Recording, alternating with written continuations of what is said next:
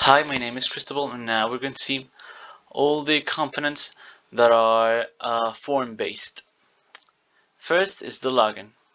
So here, the login receives the set global function that we defined in the app.js, then create two use states, one for the auth and the other for the body that will have an object that has username and password.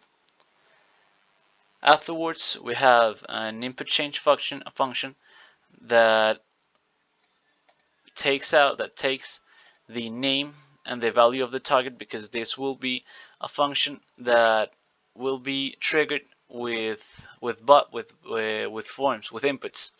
So it will take the name and the value of the target. Then we'll set the body to the former body that was, and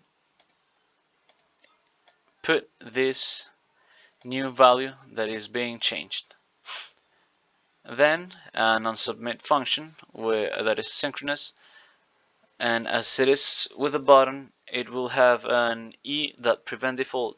So when we press the button, it won't change the path or add anything. It won't make the default action. Then an access request of post. We send it to the URI of the server plus users, because that was the route that was designed to be the one to receive the login, like the login functionality, and we send the body. Then it checks if the data type of the data that we receive is not a string. In this case, with the as the backend was made, the the response, if the request is successful, it will return an object. If it doesn't, it will return a string. So if data type is different to string, it will set an item in the local storage that is called auth and uh, define it as true. Then local storage.setAdmin username and data.username, and then local storage.setItem and the value of the isAdmin, if it is false or true, and then set global true and set auth true. This here checks if the auth, if the user has already authenticated, it will return with the navigate to the component slash products, because if you are already logged, you cannot log again. If this is not the case, it will return this form that has two inputs, the one of the username and one of the password. Each of these will trigger the input change function anytime it is used to write something, and then the button that will on click will trigger the onSubmit function, and will redirect. If it doesn't do anything, it will redirect to /login. Then we have the register.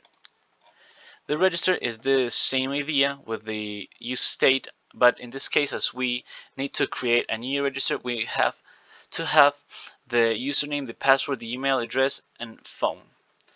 The same of the auth, the input change, and the local storage. As of this case, we don't have the isAdmin, because we're registering it.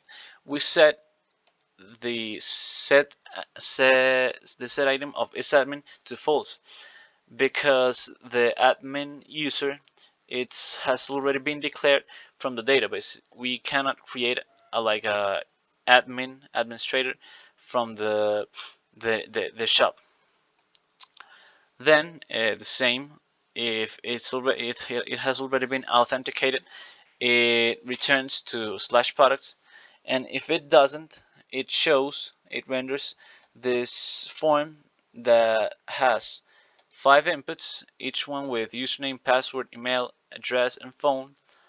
Each one of these has input change and the button that triggers the onSubmit function. Then we have the edit. This edit allows the administrator to change all the data of one product.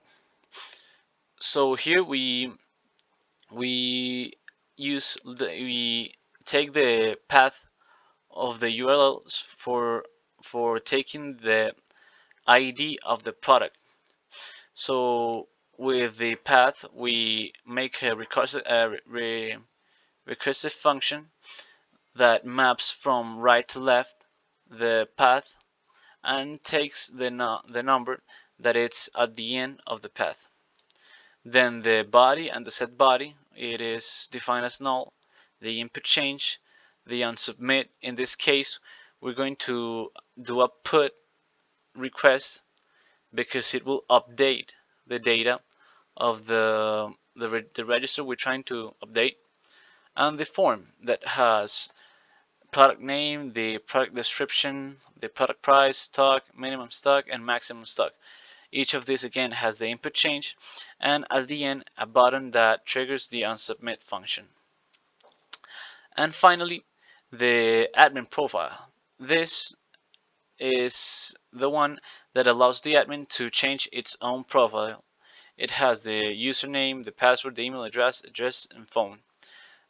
Here we get the data of the user, in this case the one that is logged, then the input change, the unsubmit function, and here we look if the properties of the global variable user is admin is equal to false. It redirects to /products because someone that is not the admin can't change any of the admin data. Then it renders the form with the different inputs of new username, new password, new email, new address, and new phone, with the input change function and the unsubmit function.